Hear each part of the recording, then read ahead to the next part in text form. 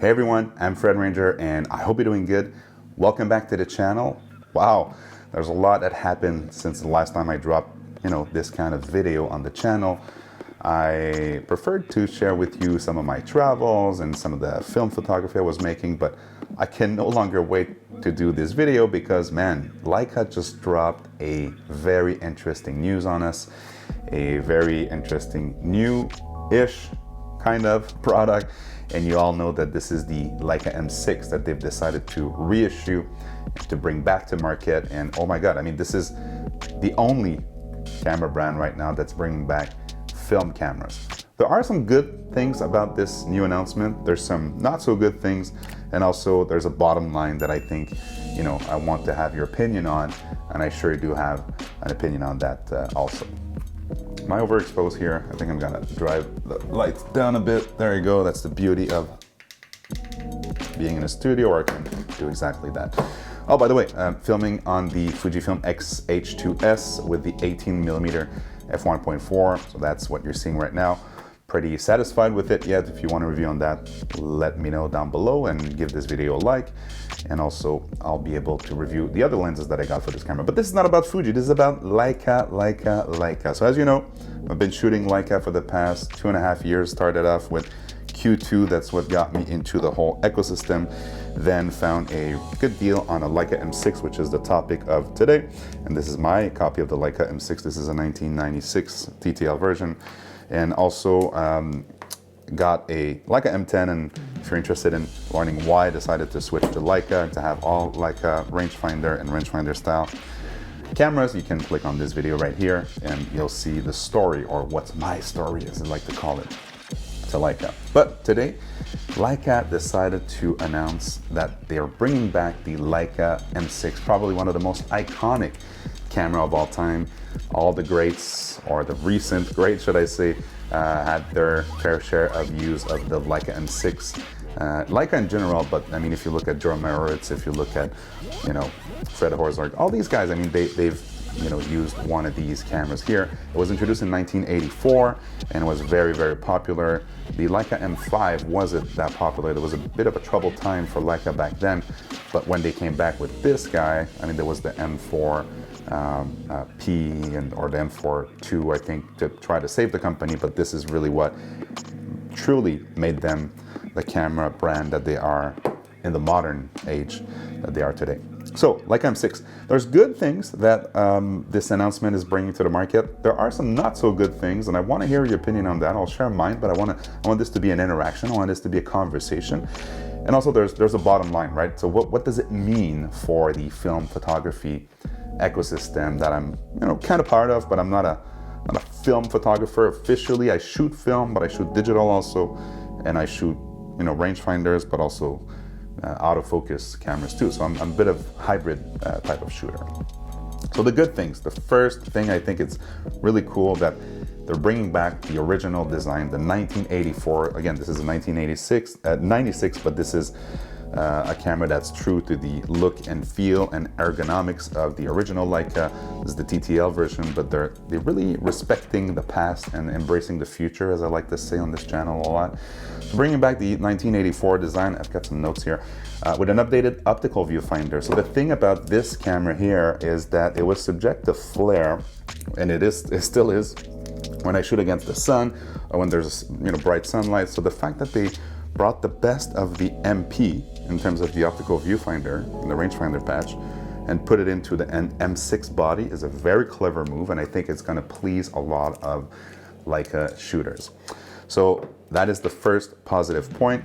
And the second positive point is the fact that it's probably the most iconic, like I said, camera of all time, but it's bringing it to a wider audience. And trust me, it's not a cheap offering, it's not a cheap camera. So I'm not saying that it's making it more accessible. That's actually a point that's coming up later, but it's making it available to a wider audience. This, for me, was probably 3, 4, actually 6 months when I think about it, of trying to find the right deal. They're not really available. I mean, there are crazy prices right now if you want to get one of the OG Leica M6, but to find a good deal, to find one that's actually in good condition and that you're gonna put some use to it, it's a hard thing. So having the ability to have a new one with the warranty that comes with it, the fact that Leica can service it very rapidly, is a bit of a peace of mind when you're buying such an expensive camera. So I thought that this was a positive point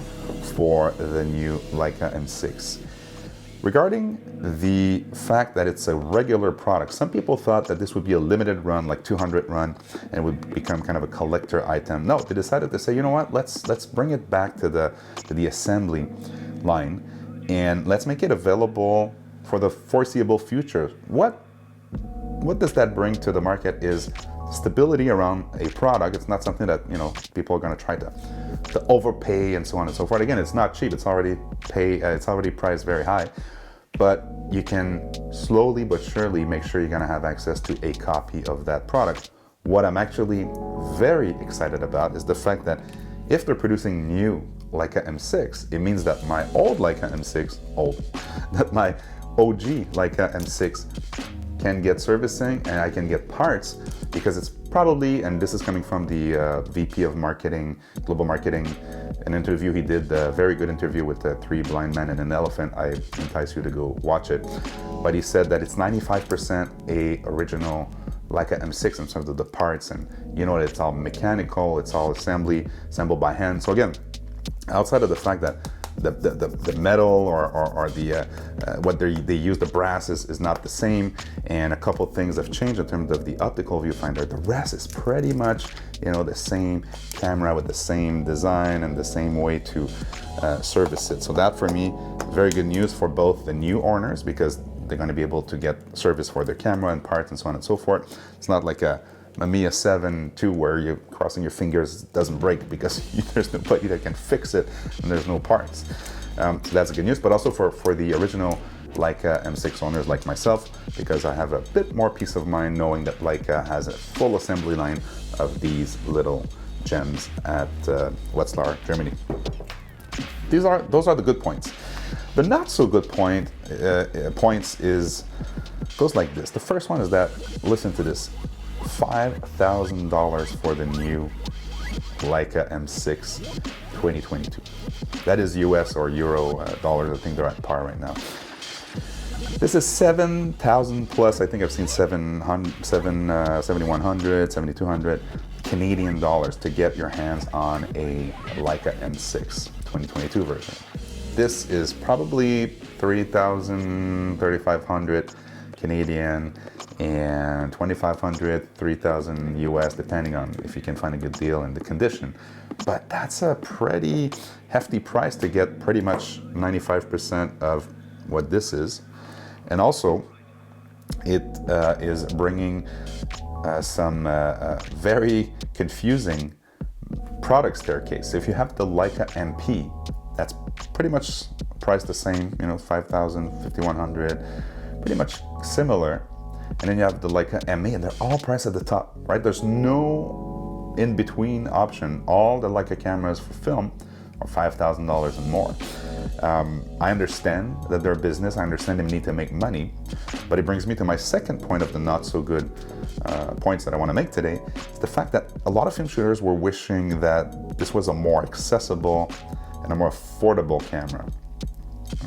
We'll give Leica the benefit of the doubt that to assemble a camera like that, the materials that go in it, everything, the hand assembly and made in Germany and all this great stuff, it cost a lot. But I think people were expecting Leica to offer an option where you didn't have to pay $5,000 or $7,000 Canadian to enter the film game. Is it Leica's role to do that? I don't know. You'll be the judge of that if you shed $5,000 on a Leica film camera or not. But it actually asks a question, and I'm not sure what the answer is, but I put it in the not so good points, because will it drive the value of the original one down? Time will tell. We'll see. I think it might actually, because if the price point is like 3.5K for that and 5K for a new one, some people will say, you know what, I'm gonna go for the new one. Warranty, newer mechanism. I know that nobody owned it before. So will it drive the price of these down? because we're also going to be seeing more of these on the used market, because some people will want to upgrade from this one to the new one. So it's more of a question than an affirmation. I don't exactly know if it will do that. I will follow that very closely. I'm always interested in knowing what's the value of my gear. I buy a lot of gear, sell a lot of gear. I always try to sell it at the optimal price if I can, or to hold on to it for a long time, like this one, which I'm intended to do, and hopefully the value will go up. So the bottom line, what is the bottom line of this announcement of the new Leica M6? Well, first off, I applaud them because this is very daring in 2022 to launch a full film camera. With the price of film right now rising up, with a lot of criticism about the film community, they said, you know what, we're embracing it. We want to release a camera that is iconic. We want to bring it back. It makes me think about my music gear. Some of you know that I'm a musician too, and when Fender decided to bring back the Fender Deluxe Reverb 65, a lot of people like me said, you know what, it's the best of both worlds. I don't have to fiddle around with like electronics that's like 40, 50 years old, but I can actually have the kind of the same sound, and I have a 95, 97% amplifier that's the same that it was in the 60s, 70s, and 80s. So for me, it makes me think about that strategy where you offer your fans and your brand loyal consumer an option, right? Or actually you're making new people interested in your brand by creating a product that you might not end up buying the M6, for $5,000 or 7,000 Canadian, but it brings them out of, hey, you know what, film could be cool. And you might start with a cheaper, older version of it, or even an M3, an M4, and then graduate to an M6, since they're going to be readily available at some point. So for me, it's I applaud them to in 2022 launch a new film camera. It's a bold move, let's just put it this way. The second point, in terms of the bottom line, is that it will drive awareness for the film photography and encourage manufacturers like Nikon, Fujifilm maybe, to pay attention. Because if Leica, that is still a business that needs to make money, is investing time, effort, R&D, resources towards launching a product like that, if you're a Fuji and you're having a hard time with your film business, you're shutting down some film stock, maybe you're like, hey, whoa, maybe we're going too fast on that one. Maybe there is a market, and maybe they could actually bring back an Nikon F3 or whatever, a Fujifilm, whatever the film camera that they want to bring to market. So for me, it's an interesting point about paying attention to the film market industry. It does represent only maybe 2-3% of what it was back then when it was at its height, but it's still 2-3% more than the 0% that we almost went to when digital took over 15 years ago. So for me, that's the second point. And the last point is that the original M6 that you invested in and the new one that you're going to invest in, there's one thing that we know, is that they keep their value. Worst case scenario, I can resell this. Right now I can resell it for more than I paid, but you can hold it, you can hold on it, and it's an investment. You can give it to your family, and again, it will hold this value. And for me, that is the bottom line for any Leica product. Maybe not the digital Leica products; those tend to go down in price. But look at the Leica M10. I mean, this is still going strong in Canada. I see them going for $4,800, so almost $5,000 still today. This is a 2017 camera. Of course, they're going to go down in price at some point, but from a film camera perspective, quite the opposite. If you look at the trends from 1999 to today, this camera went up, down, and then up in price depending on the market. So what is that Leica products, first, they're gonna last a long time. This is a 1996, works like if it was day one, but then it also keeps the value, the lenses, the body, and everything else. So for me, it's an interesting move. The old new, or the new old Leica M6. I am curious about it. I am not going to buy one because, again, that's my Leica M6 and it works perfectly fine. But I'm interested to seeing what it will do on the market, and I'm interested in knowing what you think about the launch of the new Leica M6 2022. Will you buy one? Are you frustrated because it's $5K and it's not accessible to a wider audience? Do you think Leica is doing the right thing? Do you think Leica is just a premium brand like Prada, and you know, people have to be rich to buy the products? Some people think that. So I want to hear what you have to say. Comment down below, let me know what you think, and if you have any questions about either the Leica M6 or the other Leica products or Fujifilm products, you can ask me. We've been having great conversations in the comment section, and I'm excited about answering even more questions. I want to leave you with one book that I think I will do a full review on because it's a revelation to me. Soylater is probably one of my favorite photographers. Hey, guess what? You were shooting these type of cameras.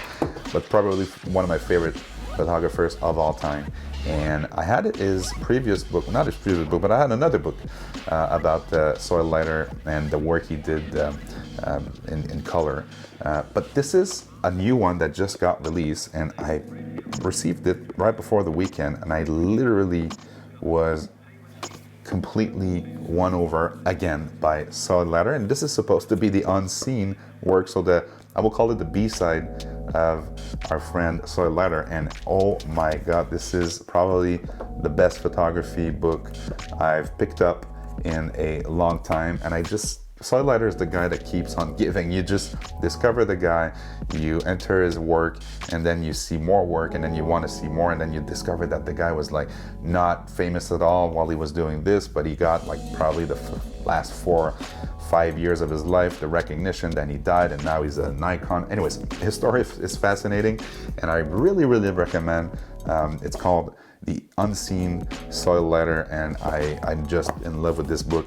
I already went through it 4 times, I think, and I'm planning on doing that for the next foreseeable future. But if you want to see a full review on that, let me know down below and give this video a thumbs up. If you're not subscribed yet, please do so, because hey, that's how YouTube works, so that will be really appreciated, and we can keep the conversation going. And also find me on Vero. I just got verified a couple of weeks ago, so I guess I'm an official Vero verified user. So, and I want to interact there. I find it very interactive and interesting to play there more than Instagram. I'll still keep Instagram if you want to follow me there, but the Vero platform, I think it's less algorithm driven, and I have a whole blog post about it. If you're not subscribed to my newsletter, subscribe to it, because I discuss these type of things.